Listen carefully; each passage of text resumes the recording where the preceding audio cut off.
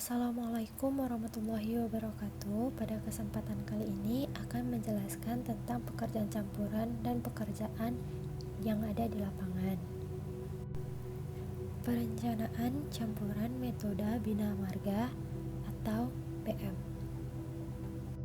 Tujuan dari pengujian ini untuk mengetahui perencanaan campuran aspal yang efisien sesuai dengan metode bina marga dan mengetahui perencanaan campuran panas dan gradasi agregat menerus yang disebut laston.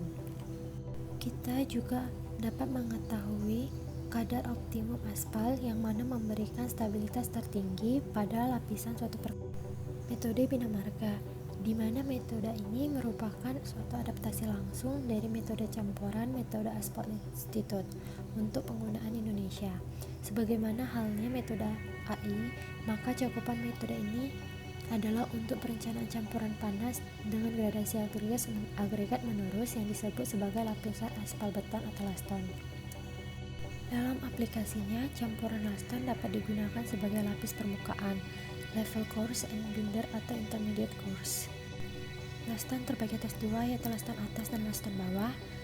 Laston atas adalah lapisan aspal beton yang digunakan sebagai material lapis pondasi dan termasuk sebagai base course untuk Amerika Serikat dan road base untuk Inggris.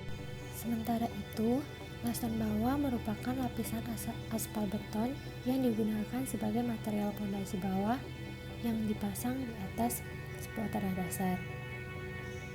Pengujian Marshall adalah suatu metode pengujian untuk mengukur ketahanan terhadap kelelehan dari campuran aspal dengan menggunakan peralatan Marshall.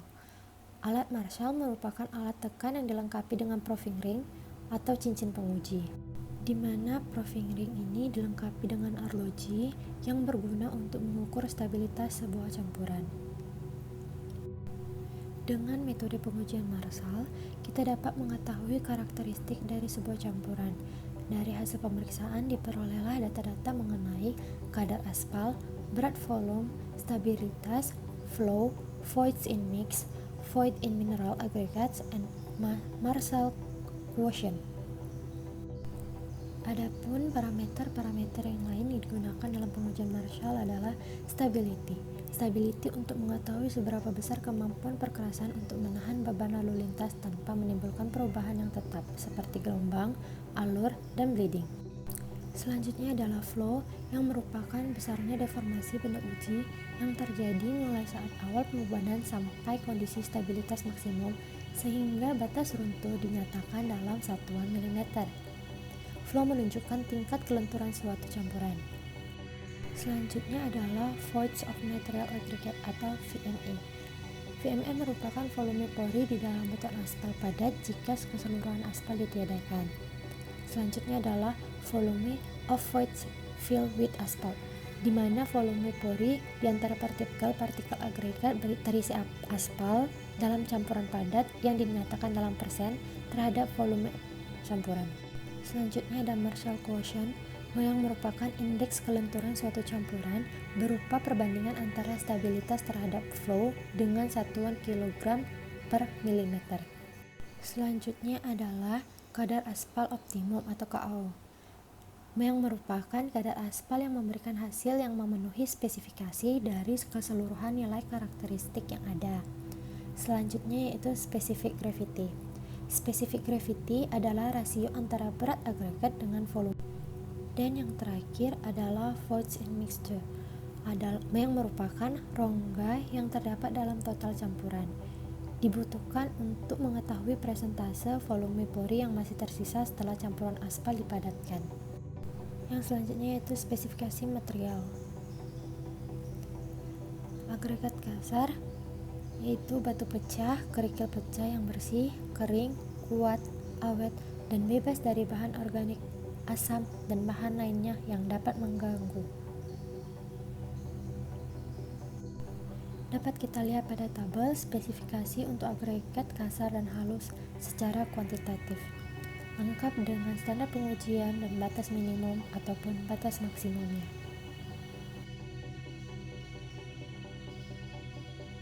Campuran laston jika diperlukan dapat menggunakan bahan penyisa atau filler, di mana terdiri dari abu batu kapur, kapur padat, Portland cement, atau bahan non-plastis lainnya, di mana berat jenis untuk filler pada pengujian ini bersumber pada Standar Nasional Indonesia dan American Society Testing Material. Dapat kita lihat lagi tabel yang berisi persyaratan kualitas atas spesifikasi untuk aspal laston,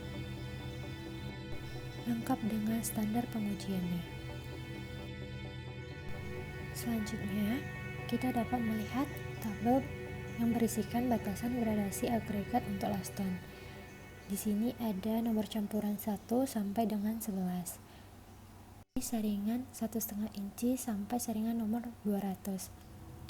Terdapat catatan, nomor campuran 1, 3, 4, 6, 7, 8, 9, 10, dan 11 digunakan untuk lapis permukaan, sedangkan nomor campuran 2 digunakan untuk lapis permukaan, perata, dan lapis antara. Sementara nomor campuran 5 untuk lapis permukaan dan lapis antara.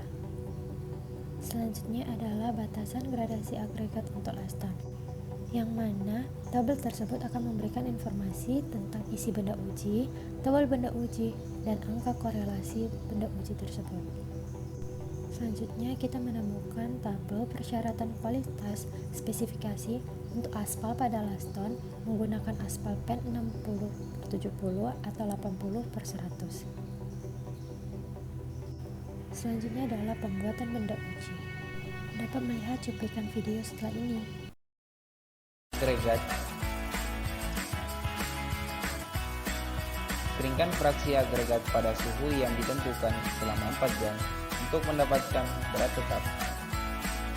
Siapkan fraksi agregat berdasarkan ukuran saringan yang diinginkan. Saringan 1/2, saringan 3/8, saringan nomor 4, saringan nomor 8, saringan nomor 16, saringan nomor 30, saringan nomor 50, saringan nomor 100, saringan nomor 200, filler atau pan. Komposisi agregat berdasarkan saringan. Gabungkan komposisi agregat. Siapkan sampel benda uji. Panaskan aspal tidak melebihi titik nyala titik bakar. Panaskan agregat 20 derajat di atas suhu pencampuran.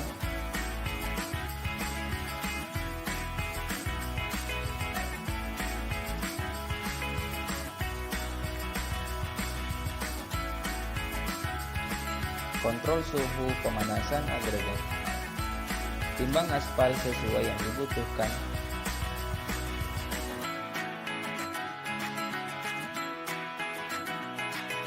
Campur aspal dengan agregat.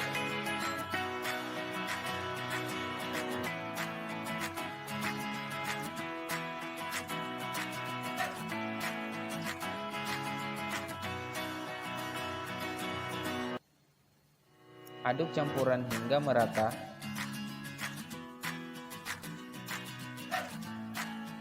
Sampai suhu pemadatan. Siapkan alat pemadat dan alasi mold dengan kertas. Masukkan campuran ke dalam mold.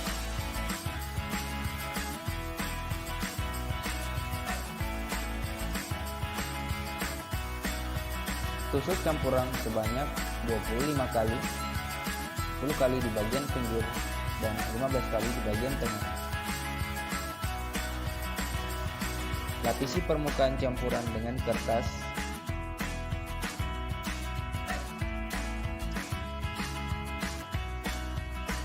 Padatkan dengan 75 kali tumbukan.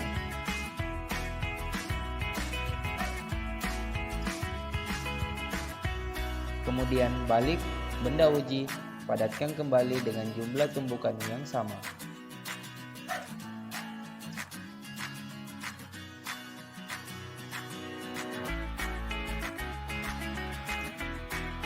Letakkan sampel benda uji di atas dongkrak.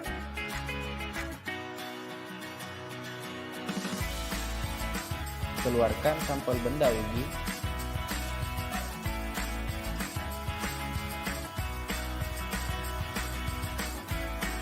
Letakkan dan beri tanda pada setiap benda uji.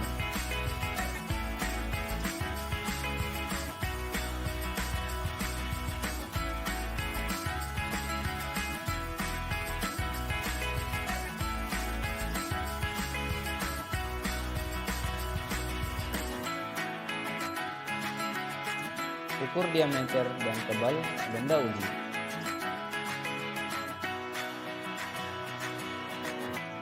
Timbang benda uji, lalu rendam kurang lebih 24 jam. Keluarkan benda uji dan timbang SSD, kering permukaan jenuh air. Timbang benda uji di dalam air.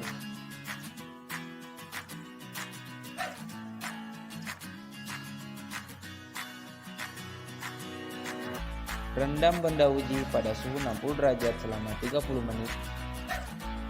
Keluarkan benda uji lalu lap permukaannya.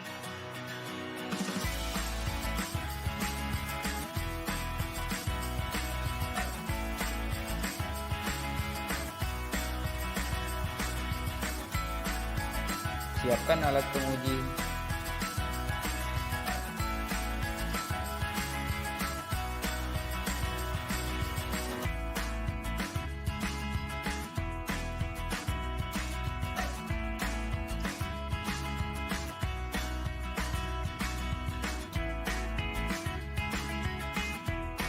Uji sampel menggunakan Marshall test. Pengujian spesimen Marshall, di mana terdapat benda uji, yaitu benda uji Marshall. Alat dan bahan yang digunakan itu Marshall set, water bath, density set, kuas, neraca digital atau timbangan digital. Ada beberapa hal yang harus dilakukan sebelum pengujian spesimen Marshall, seperti video berikut ini.